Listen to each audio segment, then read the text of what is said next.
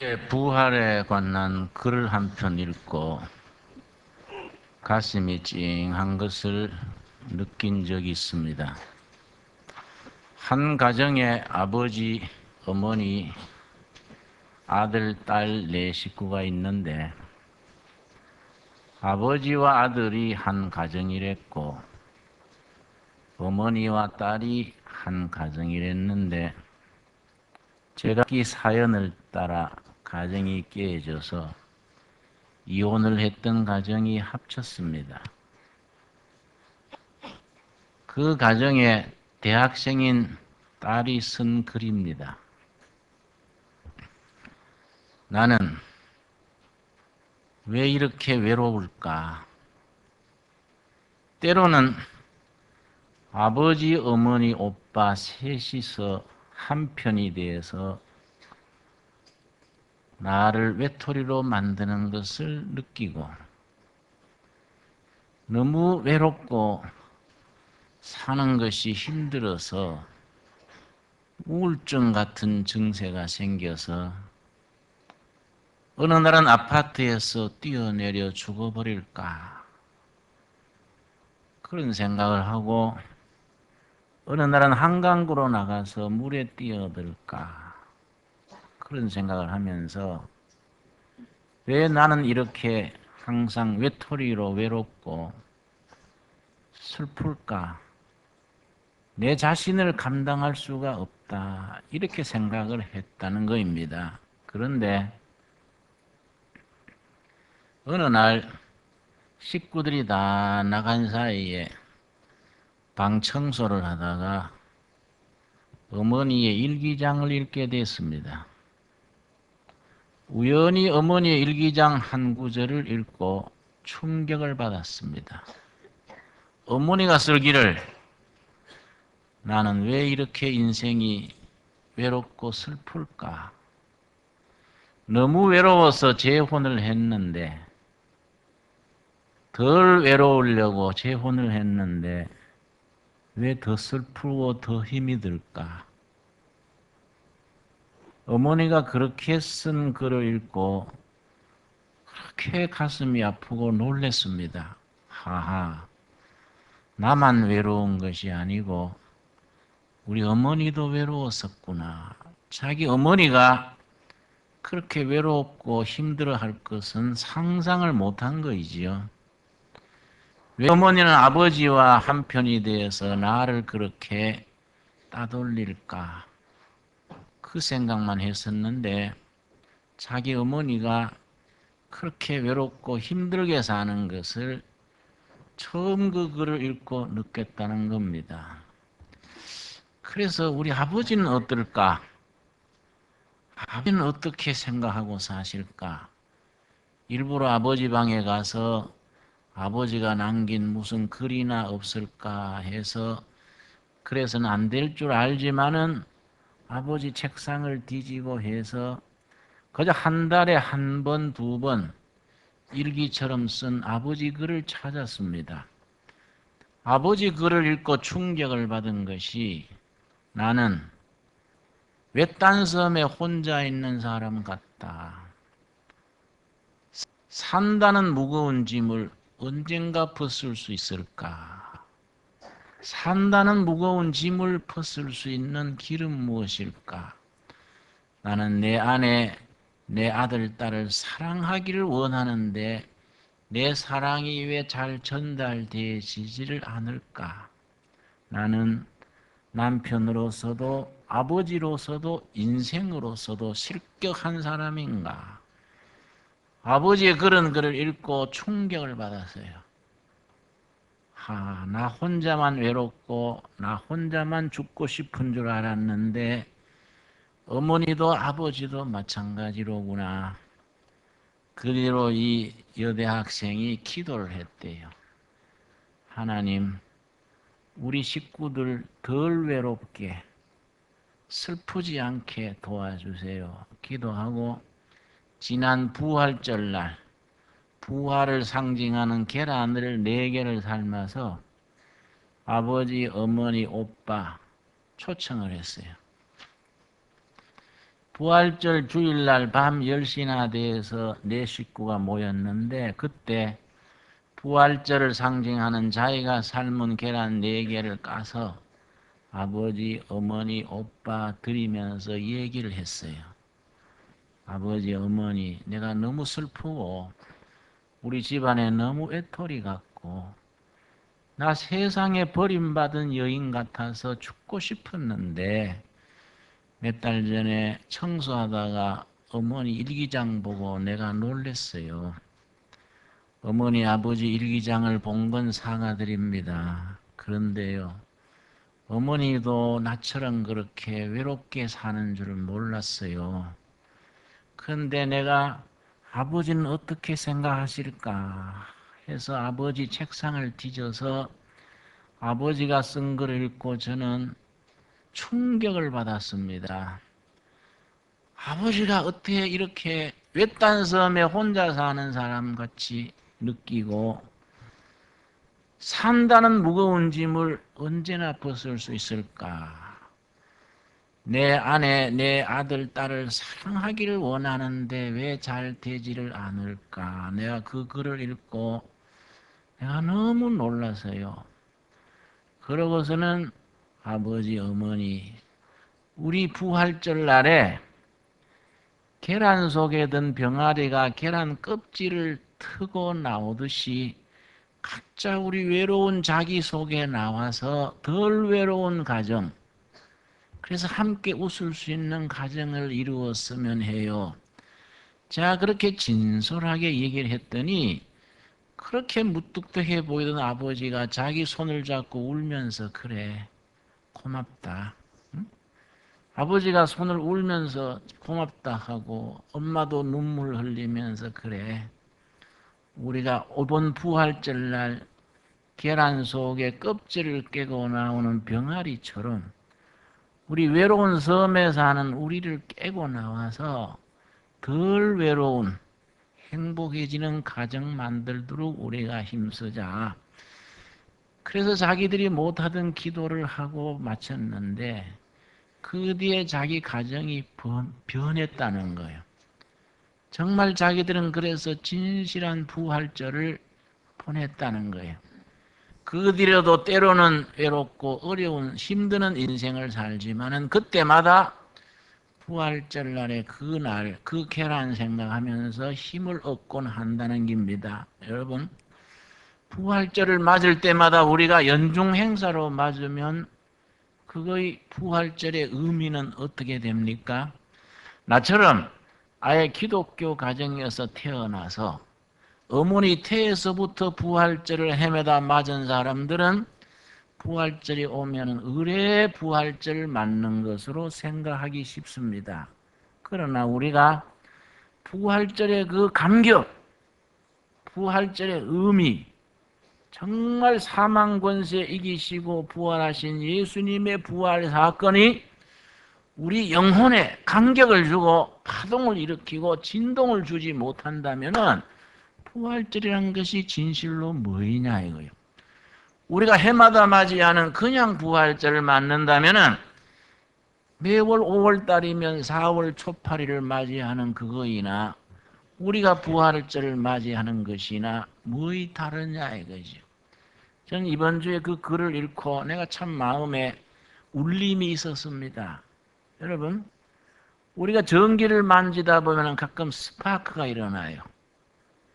음극, 양극이 부딪혀서 번쩍 스파크가 일어나고 불꽃이 튀고 몸에 전기가 전해집니다. 우리가 부활절을 맞으면서 우리를 위해서 십자가 지시고 무덤에서 깨치고 부활하신 예수님의 그 부활이 우리 영혼에 스파크가 일어나고 울림이 있고 진동이 있고 우리 실존에 미치는 그 영적인 깨달음과 결단이 있게 되는 그런 부활절이 얼마나 소중하겠습니까? 여러분, 우리 신앙시인 박두진 씨가 있습니다. 박두진 씨가 쓴 시 중에 부활절 아침의 기도 이런 제목의 시가 있습니다. 첫 연을 어떻게 시작하느냐 하면은 나라는 이 완고한 돌문을 열리게 하옵시고, 나라하는 완고한 돌문, 상대방에 대해서, 세상에 대해서 너무나 굳게 닫혀있는 우리 마음의 돌문, 이 나라는 완고한 돌문을 열리게 하옵시고, 당신의 음성이 불길이 되어 저를 태워주시옵소서. 내 영혼에 미련한 것, 이끼처럼 쌓인 것, 허물과 욕심, 내 영혼을 지지부진하게 못난 인생으로 이끌어 나가는 그 그물같이 내 영혼을 올가매는 그것을 떨치고 하늘부터 들려오시는 부활의 음성, 하나님의 손길이 저를 불태워 주시옵소서. 나는 박두진 씨의 이 부활절 아침의 기도 정말 좋아합니다. 여러분, 부활절 날 첫 번째 부활절 날 아침에 마리아와 막달라 마리아 여인들이 향유를 준비해서 무덤 속에 있는 예수님을 만나러 갔습니다. 그 유대나라 무덤은 굴을 파고 시체를 넣고 큰 돌로 무덤을 막습니다. 여인들이 가면서 고민을 하기를, 우리가 가면 무덤 앞에 돌을 누가 굴러 죽었는가? 남녀네들 여러 명이 달라들어서 움직여야 되는 큰 돌을 어떻게 돌을 굴러내리고 예수님의 몸에다가 이 향유를 바를까? 그렇게 인원하며 갔는데 가니까 돌이 이미 굴러 열려 있었다 그랬습니다. 여러분, 우리 마음속에 예수님과 우리 사이에, 진리와 우리 사이에 돌이 있어요. 이 마음의 돌을, 이 돌문을 열리게 하옵소서. 이 박두순 씨의 그 시가 바로 우리들의 마음의 고백이 돼야 되지 않겠습니까? 자신과 예수님을, 부활하신 예수님 사이에 나를 가로막고 있는 돌문을 열게 하옵시고, 하나님의 음성이 불길이 되어 내 못난 인생, 내 영혼의 찌꺼기, 내 미련한 것을 불태워 주시옵소서. 여러분, 2006년 부활절에는 그런 영혼의 실존적인 고백, 진솔한 깨우침, 삶에 대한 새로운 반성, 거기에서 우리가 부활절을 맞을 수 있게 되기를 바랍니다. 여러분, 이 부활이라는 것은 우리 기독교 신앙의 신비입니다. 신비. 교회는 2000년 역사 동안에 인류 역사가 절망을 맞을 때마다, 인류가 큰 절망의 구렁텅이를 헤맬 때마다 교회는 부활의 메시지로서 희망을 주고 새로운 시대를 약속을 하곤 했습니다. 그 부활의 능력으로 교회는 지난 역사도 오늘도 미래도 이 땅에 우리 몫을 다하는 것입니다. 여러분, 디모데전서 3장 16절을 보겠습니다. 디모데전서 3장 16절 말씀에 복음의 신비에 대하여, 부활의 신비에 대하여 아주 진솔하게 쓰고 있습니다. 디모데전서 3장 16절 말씀 339페이지입니다. 339페이지 디모데전서 3장 16절입니다. 크도다 경건의 비밀이여. 이 비밀은 시크릿 비밀이 아니고 미스테리, 신비입니다. 크도다 경건의 비밀이여. 이 말은 원문 그대로는 놀랍도다 경건의 신비여. 놀랍구나, 경건한 삶의 신비여. 우리 같이 읽겠습니다. 크도다 경건의 비밀이여. 그렇지 않다. 그는 육신으로 나타난 바 되시고 영으로 의롭다 하심을 입으시고 천사들에게 보이시고 만국에서 전파되시고 세상에서 믿음 받으시고 영광 가운데 올리우셨음이니라. 복음의 신비, 그 부활의 신비는 5가지입니다. 기독교 신앙에는 5가지 신비를 중심으로 이루어집니다. 그 5가지 신비의 중심에 부활의 신비가 있습니다. 첫째는 온 우주를 지으시고 이끄시는 엄청나게 크신 하나님이 사람에게 관심 가지시고 사람 중에서도 나처럼 못나고 허물 많은 나를 사랑하신다는 것. 부활의 이 복음의 신비입니다. 신비. 첫째입니다. 둘째, 그 하나님이 사람을 사랑하셔서 이 땅에 오셨다는 신비입니다. 이 땅에 오신 하나님, 우리는 그를 누구라 합니까? 예수 그리스도라고 부릅니다. 세 번째 신비는 이 땅을 찾아오신 하나님이 자기 세상에 찾아오셔서 대접받고 높임받으신 것이 아니라 고난당하시고 죽으시고 십자가에 묻히시고 십자가에 죽으시고 무덤에 묻히셨다는 신비입니다. 하나님이 세상에 오셔서 매 맞고 십자가에서 죽었다는 신비. 이거는 우리 사람의 생각으로 이해가 닿지 않는 부분입니다. 네 번째 신비는 무덤을 깨치시고 부활하신 신비입니다. 부활하신 신비. 부활해 주는 메시지는 죽음의 세력을 깨뜨리신 겁니다. 그래서 진실된 크리스찬에게 있어서는 부활의 신앙을 가슴속에 품고 있는 크리스찬에게는 죽음이라는 것은 사라진 겁니다. 다만 지상에서 영원으로 이사가는 것만 남아있지 죽음이라는 것이 없어진 겁니다. 다섯 번째 신비가 뭡니까?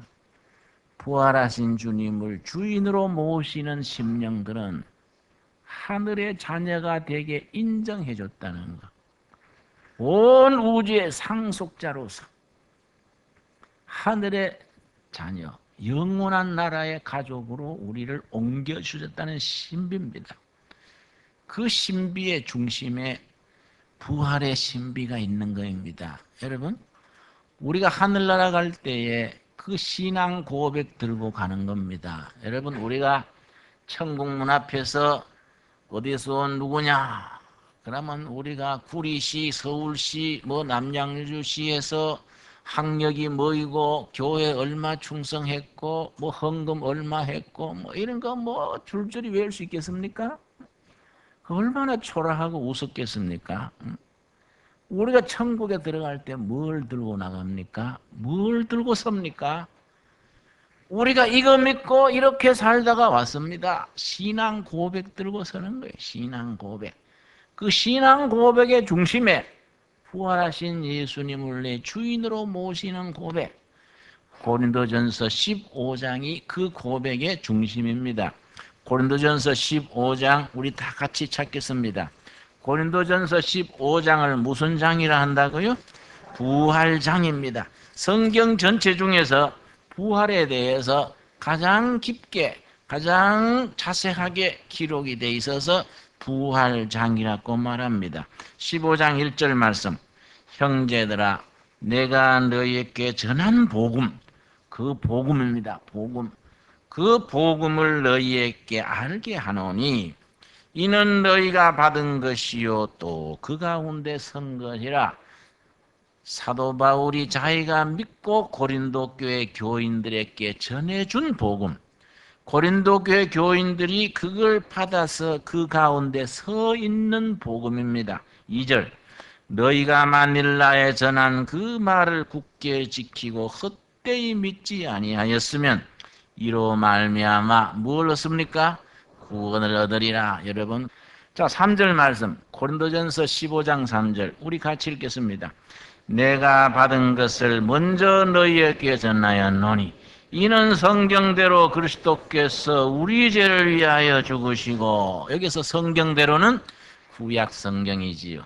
신약 성경은 아직 나타나지 않았을 때니까 구약 성경대로 그리스도께서 우리 죄를 위하여 죽으시고, 4절 장사 지낸 바 되었다가 그 다음 또 뭐입니까?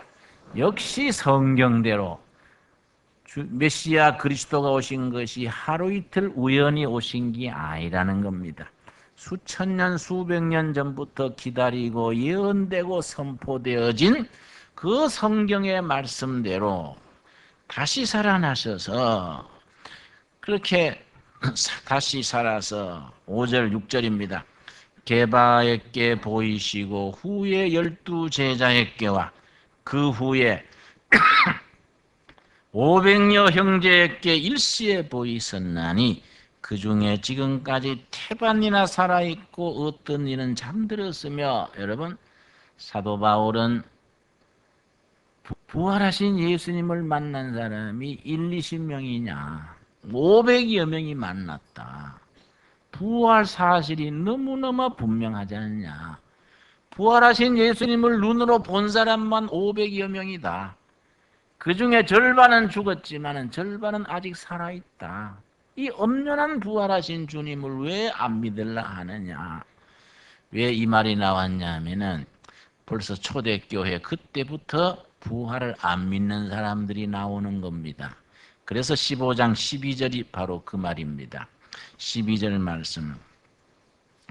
그리스도께서 죽은 자 가운데서 다시 살아나셨다 전파되었거늘 너희 중에서 어떤 이들은 어찌하여 죽은 자 가운데서 부활이 없다 하느냐. 부활신앙에 대해서 예나 지금이나 그거 안 믿어진다. 그 합리적이 아니다. 사람의 이성으로서 이해가 되냐. 그렇게 말하는 사람들이 그때부터 있었다는 겁니다. 여러분, 이 부활의 신비를 접수하는 것, 아멘. 죽음을 이기시고 허물과 죄를 다 사하시고 부활하신 예수님과 함께 새로운 삶을 시작한다는 것, 우리 신앙의 핵심입니다. 거기에 대해서 갈라디아 2장 22절 gal라디아 2장 20절 21절에 확실하게 대답을 하고 있습니다. 갈라디아서 2장 20절입니다. 자, 부활하신 예수님과 더불어 십자가에 함께 못 박히고 함께 부활에 참여하는 우리들의 신비에 해당하는 복음의 비밀입니다.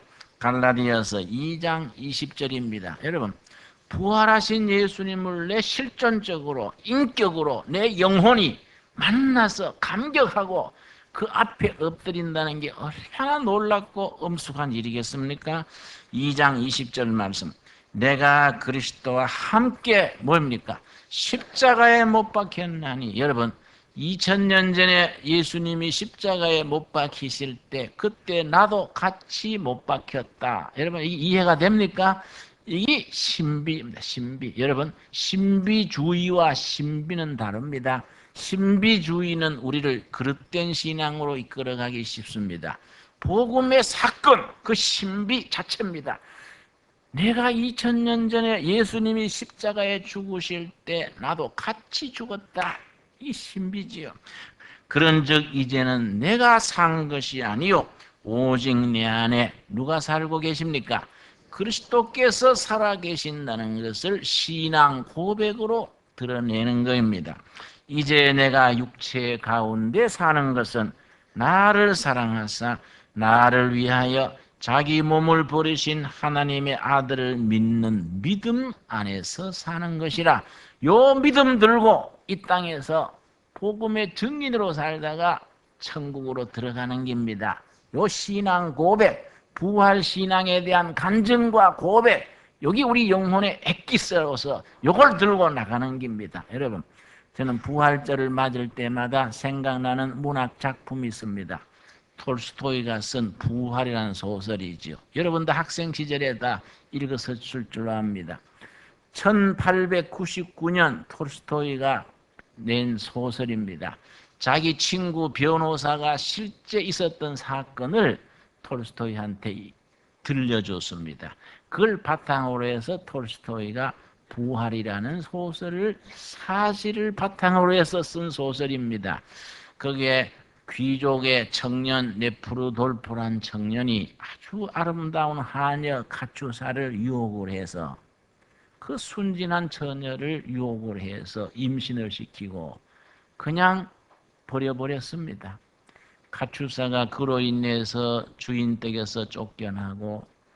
험한 세상 이리저리 시달리다가 창녀가 됐습니다. 자기를 괴롭히는 사람을 죽이게 돼서 재판을 받게 됐습니다. 이 네프루돌프 백작이 배심원으로 재판에 참여했는데 자기가 다루는 한 여인이 자기가 버린 가출한 걸 알게 됐습니다. 자기 한때 불장난 때문에 완전히 인생이 망가진 그 여인을 보고 너무 양심의 가책이 돼서 나는 그냥 장난으로 내 쾌락을 위해서 했는 저 여인이 완전히 인생이 망가졌구나. 거기에 대한 책임감을 느끼고 그 가출자를 돕기 위해서 전력을 다해서 사형을 면하게 하고 저 시베리아 유형지로 떠나게 됐는데 그 가출자를 돕기 위해서 유형지로 뒤따라갑니다. 시베리아 유형지로 가는 길목에 어떤 여인 속에서 밤을 새우는데 밤중에 성경을 펴고 복음서를 읽다가 부활하신 예수님을 만나는 거예요. 부활하신 예수님의 인격을 자기가 직접 온 몸으로 받아들이고 나도 젊은 날에 허랑방탕했던 삶, 세상의 욕심의 정욕의 찌꺼기처럼 살던 내 젊은 날의 인생을 다 십자가 밑에 묻고 내 삶이 부활해야겠구나. 그걸 다짐하는 그의 부활이란 소설의 마지막 장면입니다. 여러분, 지금까지 우리가 살아온 세월 돌이켜봅시다. 우리가 하나님의 사랑을 말로 말하면서 복음 하면서도 스스로 자신을 생각할 때 부끄러운 일, 아팠던 일, 못난 짓을 했기 때문에 슬프고 그래서 외롭고 그래서 자기 자신을 어딘가 자기를 숨기고 싶을 때도 많습니다. 어디다가 우리 자신을 숨겨야 되겠습니까? 십자가 밑에 자신을 다 가리움받고 부활하신 예수님과 더불어 내 삶의 부활의 역사, 부활의 능력, 부활의 그 소식을 내 온몸으로 삶으로 받아들여서 내가 있는 가정, 일터, 세상 속에서 부활의 증인으로서 새롭게 시작할 수 있는 2006년 부활절을 맞을 수 있게 되기를 바랍니다. 기도하겠습니다.